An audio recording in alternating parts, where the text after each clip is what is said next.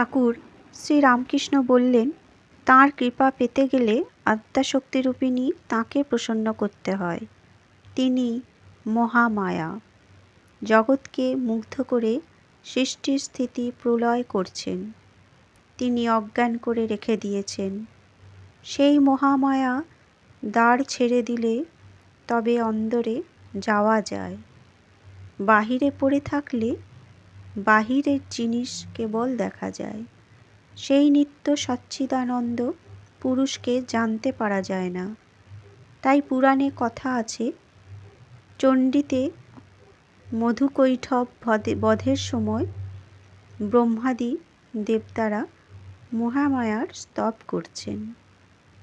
শক্তি জগতের মূলাধার। সেই আদ্যাশক্তির ভিতরে বিদ্যা ও অবিদ্যা দুই আছে।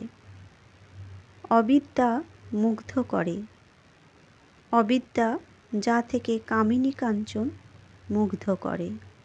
বিদ্যা যা থেকে